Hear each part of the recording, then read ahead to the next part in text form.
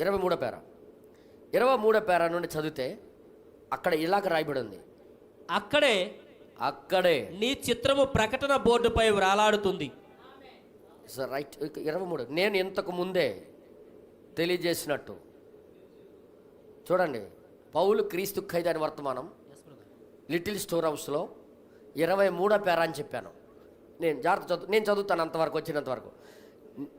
నేను ఇంతకు ముందే తెలియజేసినట్లుగా నీ జీవితము రుజువు చేసిన ఎడల, రైట్, నీ జీవితం రుజువు చేసిన ఎడల నువ్వు ఏ ప్రక్కన ఉన్నావో నీ జీవితం ఖచ్చితంగా రుజువు చేస్తుంది. ఖచ్చితంగా నీ జీవితం రుజువు చేయాలి. అవును, నేనేం మాట్లాడుతున్నా అర్థం చేసుకోండి. రుజువు చేయకుండా ఉన్నావంటే అక్కడ వాడు కాదు అసలు. చూడండి, ఇక్కడ నీవు ఏ పక్కన ఉన్నావో నీవు చెప్పినను నేను లెక్క చేయను. నేను పరలోకానికి సంబంధించిన వాడినే, నేను పరలోకానికి వెళ్తానన్నా నువ్వు చెప్పినా నేను నమ్మను. కానీ ఇక్కడ నీ జీవితం రుజువు చేయాలి. దాని ప్రతిబింబం ఎక్కడే ప్రతిబింబించాలి. పరలోకానికి సంబంధించిన వాడు అయితే పరలోకానికి నువ్వు ప్రతిబింబం చేయాలి ఇక్కడ. అవును. తర్వాత ఇక్కడ ఏమంటారు చదవండి. నువ్వు ఏ ప్రక్కన ఉన్నావో నీ జీవితం ఖచ్చితంగా రుజువు చేయును. నీ జీవితం రుజువు చేస్తుంది. నువ్వు ఏ పక్కన ఉన్నావో, నువ్వు ఏ పక్కన పాతాళంలో ఉన్నావో, నువ్వు చెప్పినను నేను లెక్క చేయను. నీవు అనుదినము ఏమి చేయుదువో, ఏమి చేస్తున్నావో అదే నీవు అయ్యున్నావని రుజువు చేయును. నేను చెప్పానా? వర్తమానం పరిశుద్ధాత్మ పలికాడు. ఇది యెహోవా ఎలాగ సెలవిచ్చింది. దీన్ని ఎవరు మార్చలేరు, దీన్ని ఎవరు వంకర తిప్పలేరు. దేవుని నామానికి మహిమ కలుగును గాక. చదవండి బ్రదర్, చదవండి. మీరు పాత నానుడి విని ఉండవచ్చు, వినవచ్చు. నీ సాక్ష్యాన్ని నేను వినలేనంతగా నీ జీవితమే ధ్వనించుచున్నది. మాటలు మాత్రం పరలోకానికి మాట్లాడుతున్నావు, జీవితం ప్రతిబింబించడం అనేది వేరేది ప్రతిబింబించడం. ఏం ప్రయోజనం అమ్మా, ఏం ప్రయోజనం? మాదైతే పవిత్రమైన సంఘము అని చెప్పితే ప్రయోజనం ఏంటయ్యా? నేనేం మాట్లాడుతున్నా అర్థమవుతుంది మీ అందరికీ? ఎక్కడో ఒకదానికి నువ్వు ప్రతిబింబం చేయాలి. బ్రదర్, చింతకాయ తిని కూడా నువ్వు ముఖం మార్చుకోకుండా ఉండలేవు. చిన్న పిల్లడికి నిమ్మకాయ రాసే నోటికి ఆడికి ఏ రుచి చెప్పలేడు, కానీ దాని టేస్ట్ బట్టి ఆడి ముఖం ఫీలింగ్ మారిపోద్ది. తెలుసా, ఇమ్మానుయేల్ బెదరు మరదల కొడుకు మా దగ్గర ఉండేవాడు. 8 నెలలు ఉన్నాడు ఇక్కడే పుట్టి. వాడికి ఒకరోజు ఏం చేశానంటే నిమ్మకాయ ఇలా కోసారు ముక్క, నేను నాలుగు తీసి ఇలాగన్నాను. ఆడికి పులుపు అంటే ఏంటో తెలియదు, కానీ పులుపు యొక్క గుణలక్షణాలన్నీ ముఖంలో చూపించేస్తున్నాడు. ఆ పులుపుని ఆడు ముఖంలో కలయికలు చూపించాడు. అంటే దాని ప్రతిబింబాన్ని ఈడు మాటలు రావు, నోరు రాదు. 4 నెలల పిల్లడు ఇలాగ నాలుగు నిమ్మకాయ ఇలాగ రాయగానే అవుతున్నాడు అనమాట. అరే, అదే తేనె రాశాను. తేనె టేస్ట్ వేరే, పులుపు టేస్ట్ వేరే, అలాగే పాతాళం టేస్ట్ వేరే, పరలోక టేస్ట్ వేరే. ఆ పరలోకపు స్వభావం వేరే. అంటే మీకు చిన్న పిల్లల్లాగా రొట్టి ఇరిచి ఇస్తున్నారా? ఇంకా అర్థం అవ్వకపోతే నేనేం చేయలేను. ఇంకా అర్థమైందా? పాతాళ లోకపు టేస్ట్ స్వభావం వేరే, పరలోకపు టేస్ట్ యొక్క స్వభావం వేరే. అరే యార్, బైబుల్ ఇది, ఏది వదల్లే. వర్తమానం ఇది, ఈ కాలపు క్రీస్తు ఇది. ఈ కాలానికి పరిపూర్ణ వాక్యముగా దిగి వచ్చాడు ఆయన. ఆయన పాలుకు పాలు నీళ్ళకి నీళ్ళు చేసేవాడు ఆయన. ఇందులో యాక్షన్ చేయలేరు ఎవరు, నటించలేరు ఎవరు. వర్తమానంలో ఉన్నామని గొప్పలు చెప్పుకునేది కాదు ఇది. 2 జీవితాలకు ప్రతిబింబ చేసేది ఇది. గ్లోరీ! ఎంతమంది నమ్ముతున్నారు? సంఘం మేల్కొల్పులోకి రావాలి, విశ్వాసులు మేల్కోవాలి. తర్వాత ఇక్కడ ఏమంటాడు చూడండి ఒకసారి. నీ నేను ఎల్లప్పుడూ కేకలు వేయుట నువ్వు కేకలు వేయుట మరియు ఎగురుట గూర్చి నమ్మకం ఉంటిని. నాకు నమ్మకం ఉండదు. ఎగరడము కేకలేయడము నాకు నమ్మకం ఉండదు. అయితే నీవు జీవించుచున్న దానికన్నా ఎక్కువగా ఎగరవద్దు. అన్యా ఏటనుకున్నావు అన్యా? వర్తమానము అబ్బా అబ్బా అన్యా సూపర్ అన్నా. కొంతమంది డైలాగులు మాట్లాడుతుంటారు. అయ్యగారు ఏటయ్యగారు వర్తమానం, అయ్యి బాబోయ్ ఎంత బాగుందనుకో, ఎంత బాగా భరించలేకపోతున్నాం అనుకో, అయ్యో అరే యార్.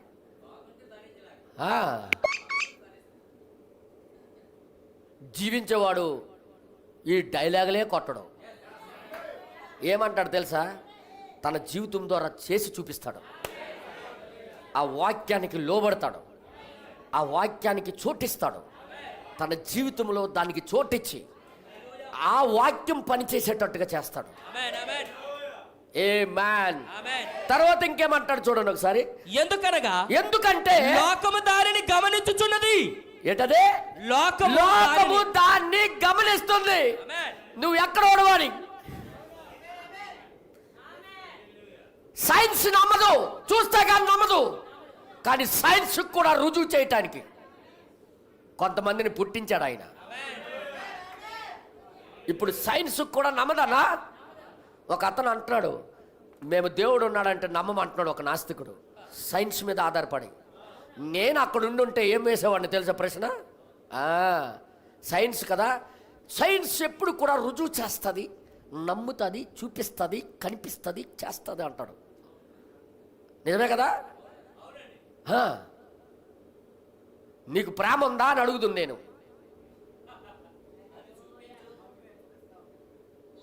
ఏ కలర్లో ఉందో చూపించమి. నీ సహనం ఏది? సహనం అని దేన్ని పిలుస్తున్నావు? ప్రేమ అని దేన్ని పిలుస్తున్నావు? అది ఏదో ఎలాగుంటుంది ఒకసారి సైన్స్ ద్వారా ఏది చూస్తా కదా నమ్ముతారు. నీ సైన్స్ మండిపోయిన సైన్సు. దేవుడు అంటే విశ్వాసానికి యోగ్యుడు. నువ్వు విశ్వసిస్తేనే చూడగలవు ఆయనకి.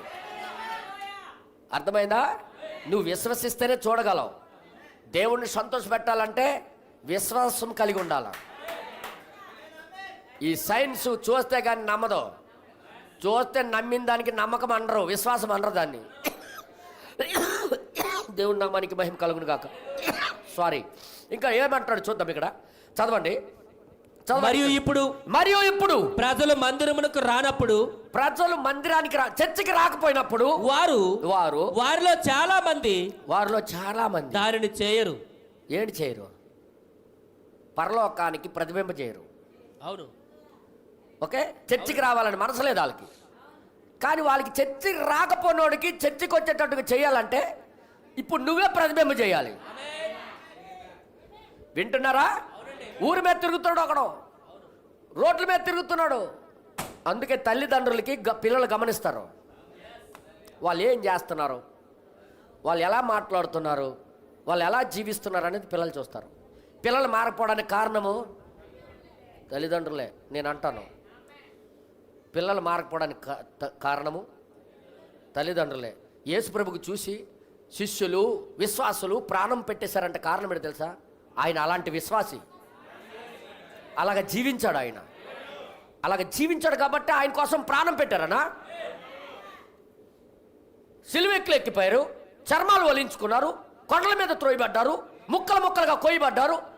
అంతగా ప్రాణం పెట్టినంత ఆయనలో చూశారు వాళ్ళు. పరలోకాన్ని, పరలోక జీవితాన్ని చూశారు వాళ్ళు.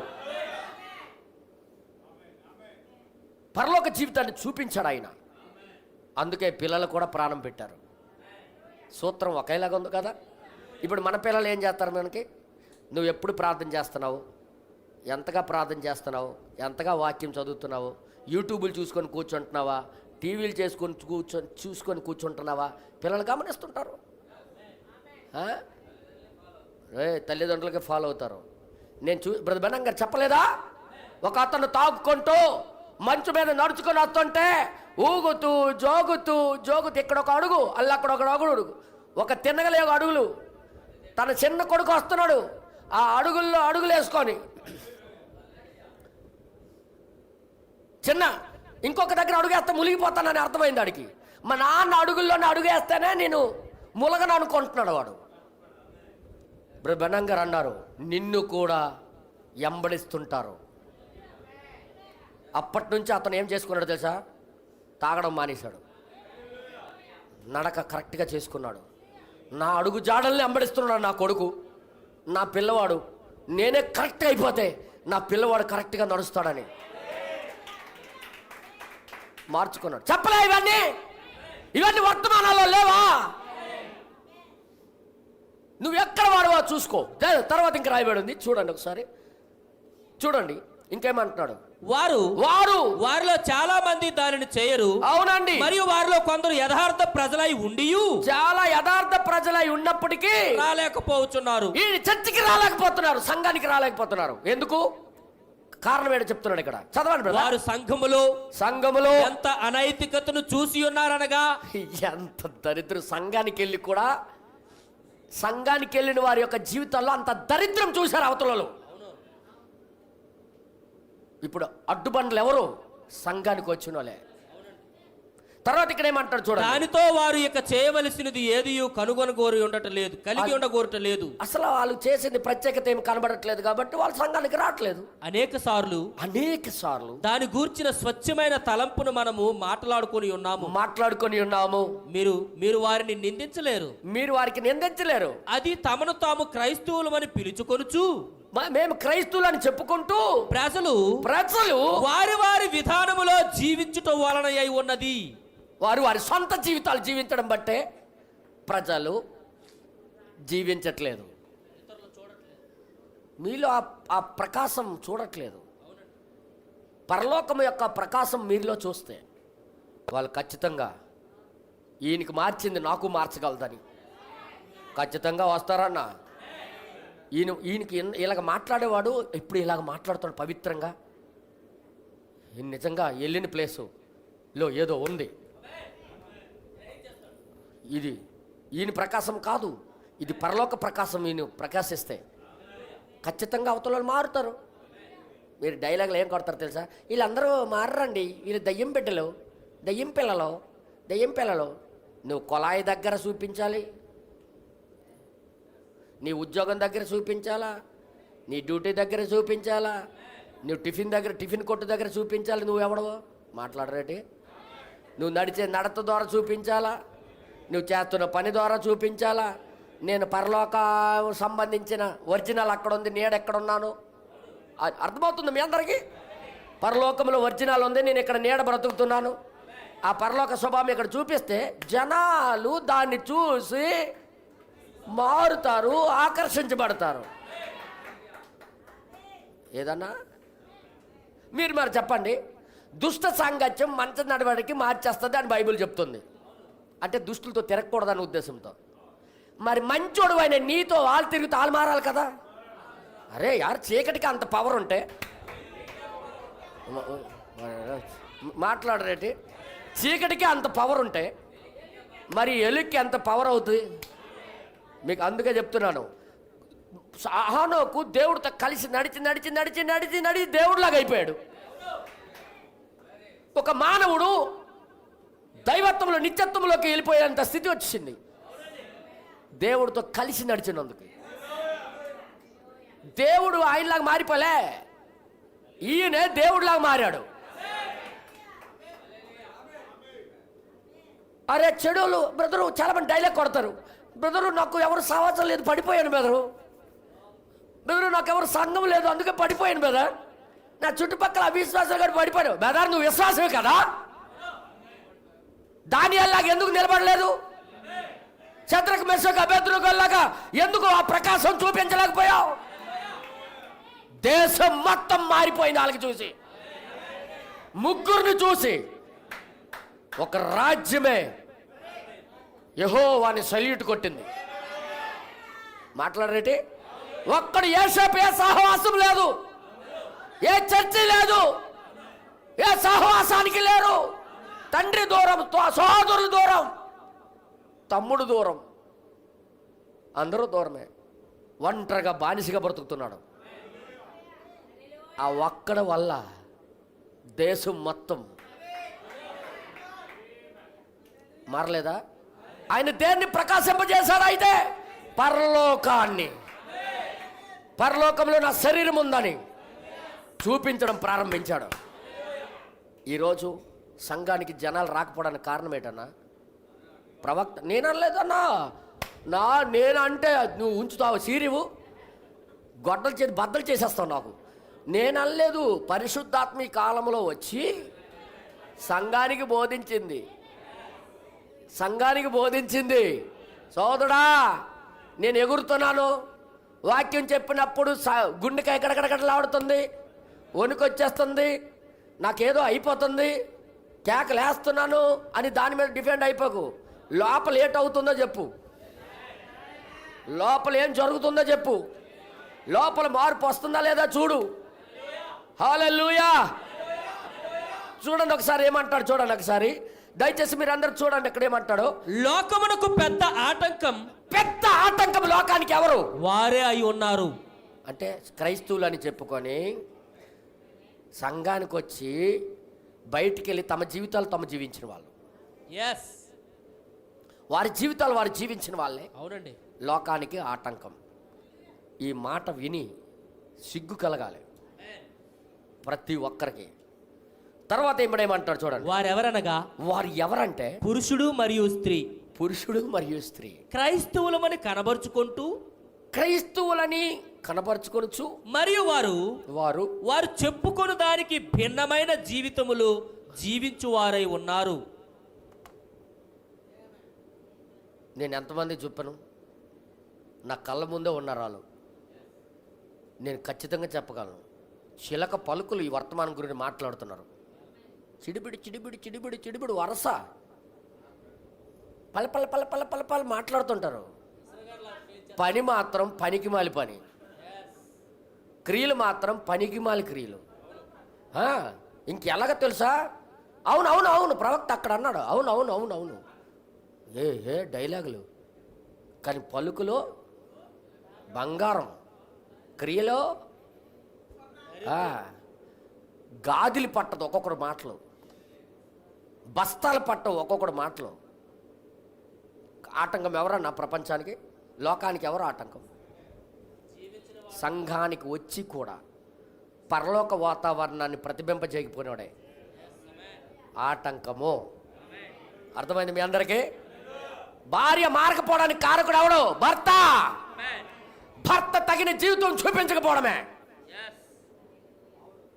భార్య మారకపోవడానికి, మరి భర్త మారకపోవడానికి కారకులు ఎవరు? భార్య. ఆమె సంఘానికి వచ్చి కూడా బైబిల్ ప్రకారంగా ప్రతిబింబం చూపించకపోవడం. పిల్లలు మారకపోవడానికి కారణం ఏంటి? భర్త భార్యలు ఇద్దరు కలిసి.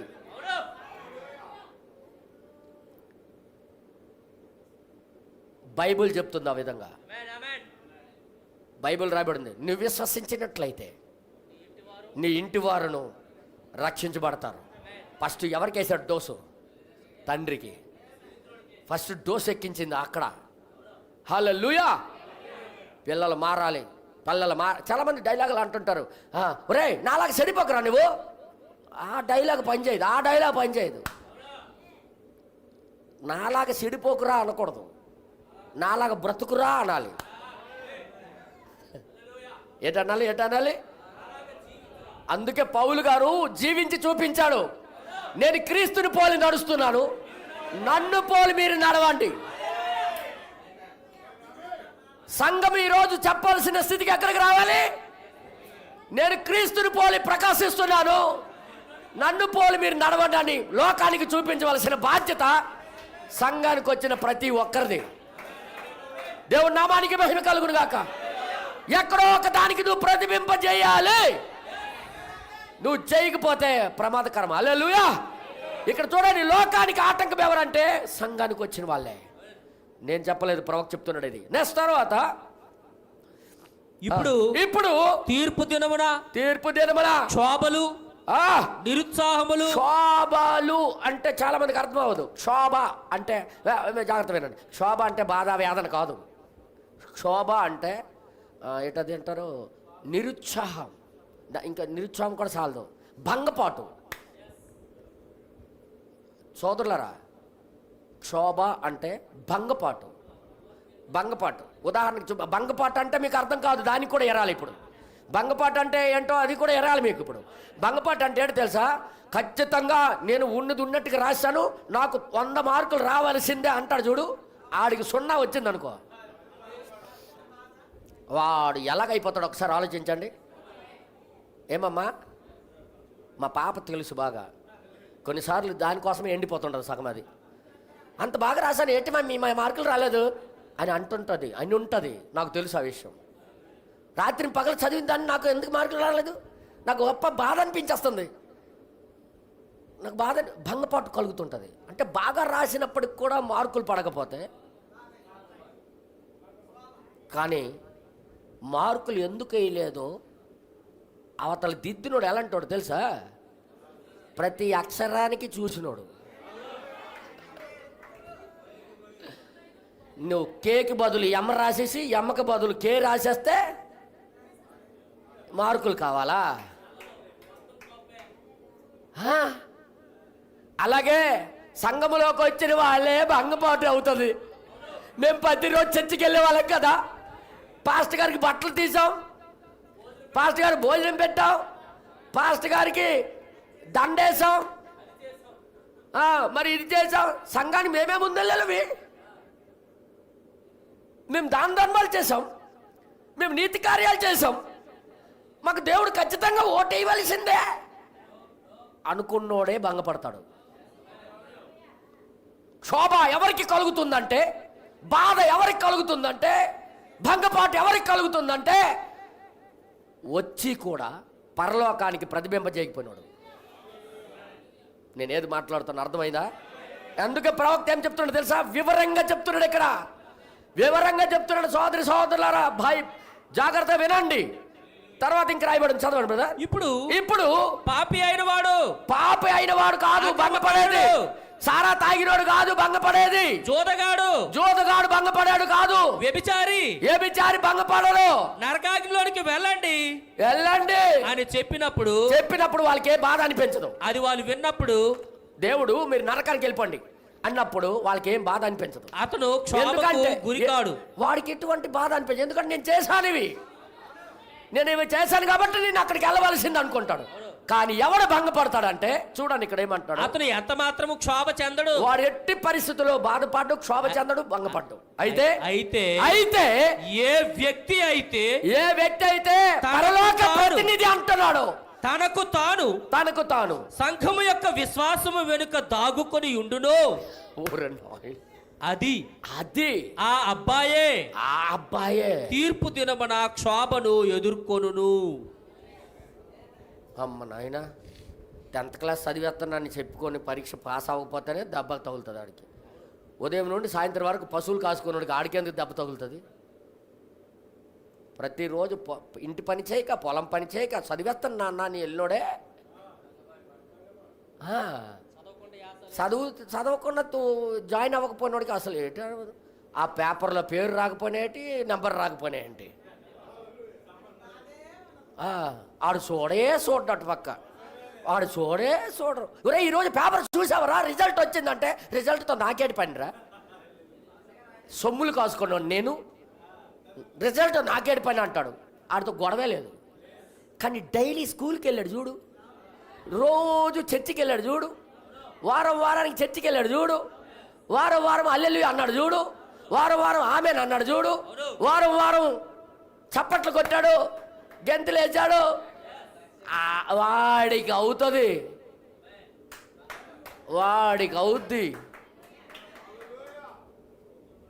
ఎంత క్లియర్గా దేవుడు చెప్పాడో చూడండి ఒకసారి. అందుకే బైబిల్ ఉన్నంత మాత్రాన కాదు, కానీ మనము ఎక్కడదో ప్రతిబింబ చేయాలి.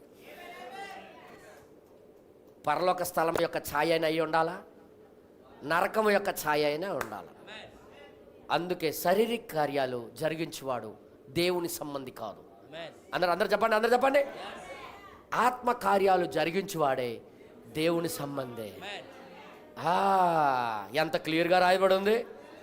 ఒకవేళ శారీరకంలో బ్రతికినప్పటికి కూడా వెలుగు పడగానే వాడు మార్పు చెందుతాడు, అక్కడి నుండి ప్రతిబింబ చేస్తాడు. నెక్స్ట్ తర్వాత ఇక్కడ ఏమంటాడు చూద్దాం. ఇప్పుడు భూమిపై ఉన్న ప్రతిదీ, భూమి మీద ఉన్న ప్రతిదీ మరెక్కడ జరుగుతున్నా దాని ప్రతిబింబం అని మనకు తెలుసు. మీరు మిమ్మల్ని మాత్రమే ప్రతిబింబిస్తున్నారు. ఏంటది? మిమ్మల్ని మీకు మీరుగా ప్రతిబింబ చేస్తున్నారు. మీరు మరి ఎక్కడ ఉన్నారో, మీరు ఎక్కడున్నారో మీరు అక్కడ భూమిపై ప్రతిబింబిస్తున్నారు. ఏంటో అన్నాడు ఇక్కడ, మీరు ఎక్కడున్నారు. అందుకే చదివే వెళ్ళిపోతే అర్థం కాదు ఇది. ఎక్కడున్నారో భూమి మీద ఉండి నువ్వు ప్రతిబింబ చేస్తున్నావు. మీరు ఎక్కడున్నారో మీరు ఇక్కడ భూమిపై ప్రతిబింబిస్తున్నారు. అంటే పరలోకంలో ఉంటే మరి నరక పాతాళానికి సంబంధించిన వాళ్ళు అయితే ప్రవక్త చెప్పాడా లేదా? క్లియర్గా ఉందా లేదా? అందుకే ఎవడైనా మనసు మార్చుకోకపోతే మనసు మార్చుకోవడానికి దేవుడికి అడగాలి. ప్రవక్తని పంపించాడు దేవుడు కుమ్మరోడి ఇంటికి. Come on go. కుమ్మరోడి ఇంటికి వెళ్ళి అన్నాడు. ఇలాగ దూరాడు. ఆ కుమ్మరోడు కొండ చేస్తున్నాడు. అక్కడ సారి మీద కొండ చేస్తున్నాడు కుమ్మరోడు. ఈ ప్రవక్తకి అక్కడికి ఎందుకు వెళ్ళమన్నాడో చెప్పలేదు. నువ్వు వెళ్ళురా, నువ్వు వెళ్ళు ముందు అక్కడికి, నువ్వు చూడు, తర్వాత దాని వివరణ నేను ఇస్తా. ఈయన ఇలాగ ఆ పాకలో చేసుకుంటున్నాడు కొండ. ఆయన కొండ ఏం చేసుకుంటే ఇలాగ దూరాడు. ఈ కొండ చేస్తున్న ఆ కొండ ఒక రూపుకి వచ్చినట్టుగా వచ్చి పలక్కన ఈడిపోయింది. దానికి ఆ కుమ్మరోడు తీసి మళ్ళీ మట్టిని ఇంకా మళ్ళీ పిసికి నొక్కి గుద్ది ఇంకా దాని మీద పెట్టాడు. ఇలాగా ఇంకొక రూపు తీసుకొని వచ్చాడు. అదేండ్రా నేను అన్నాడు ఆయన. నేను అది చేయగలను. నీ పనికి మాలిన నీ జీవితాన్ని ముక్కలు విరిచేసి నూతన సృష్టిగా మార్చగలను నేను.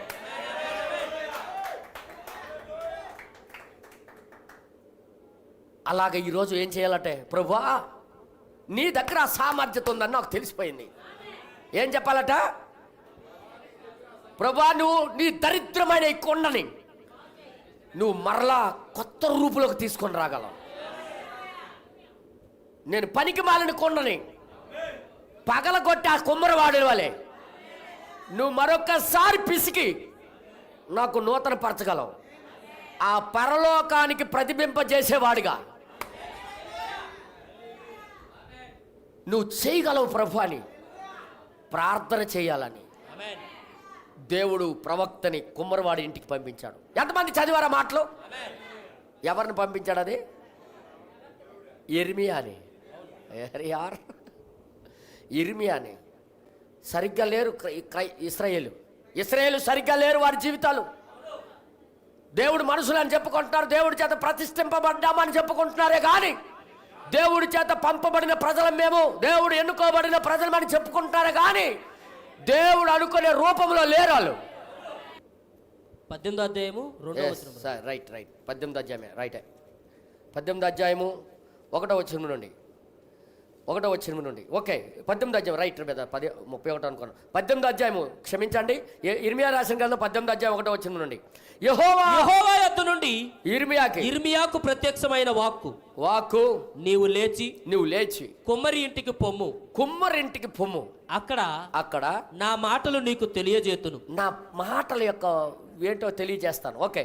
నేను కుమ్మరి ఇంటికి వెళ్ళగా వాడు తన సారి మీద పని చేయుచుండెను. తన సారి మీద అతను పని చేస్తున్నాడు. కుమ్మరి జిగట మట్టితో చేయుచున్న కుండ వాని చేతిలో విడిపోగా ఆ జిగట మన్ను మరలా తీసుకుని కుమ్మరి తనకు యుక్తమైనట్టుగా దానితో మరి ఒక కుండను చేసెను. ఒకటి చేయాలని చూస్తే అది పాడైపోయింది. దేవుడి నామానికి మహిమ కలుగును గాక. తల్లి గర్భంలో పుట్టినప్పుడు మనకి పుట్టించాడు, బాగా బతుకుతాడు అనుకున్నాం, బతకలేకపోయాం. కానీ మరొకసారి తిరిగి జన్మ ఇవ్వటానికి,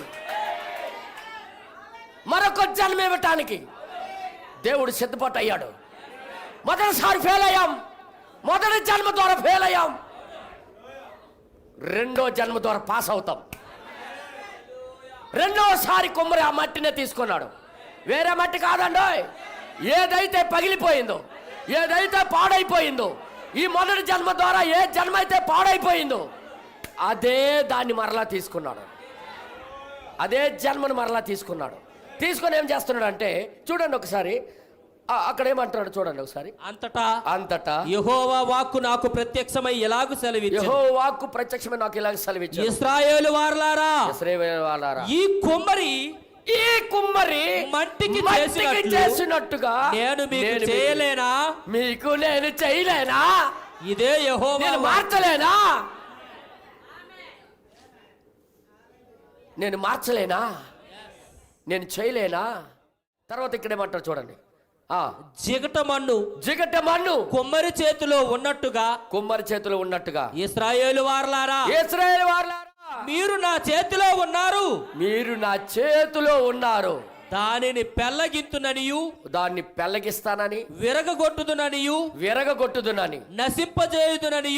నశింపజేస్తానని, ఏదో ఒక జనమును గూర్చి గాని, రాజ్యమును గూర్చి గాని నేను చెప్పి ఉండగా ఏ జనమును గూర్చి నేను చెప్పి ఆ జనము చెడుతనము చేయటం మానినట్లయితే నేను వారికి చేయనుద్దేశించిన కీడును గూర్చి సంతాపపడుదును. మీరు వాక్యం పెడితే ఇక్కడ వీడియో ఆగిపోతుంది నాన్న. వాక్యం మీరు పెట్టకండి, చూస్తున్నారు అక్కడ, లైవే వదిలేయండి నాయన. సహోదరులారా, సైంటిస్టులారా, మీకే చెప్తున్నాను, ఆ జనానికి చేసినట్టుగా మీకు నేను చేయలేనా? నేను వారికి చేయనుద్దేశించిన కీడును గూర్చి సంతాపపడుదును. మరియు కట్టెదననియు నాటెదనని ఒక జనమును గూర్చి గాని రాజ్యమును గూర్చి గాని నేను చెప్పి ఉండగా ఆ జనము నా మాట వినకుండా నా దృష్టికి కీడు చేసినట్లయితే దానికి చేయదలిచిన మేలును గూర్చి నేను సంతాపపడుదును. హల్లెలూయా. మంచి చేస్తాను అనుకుంటే వీడు కీడు చేస్తున్నాడు అని బాధపడ్డా,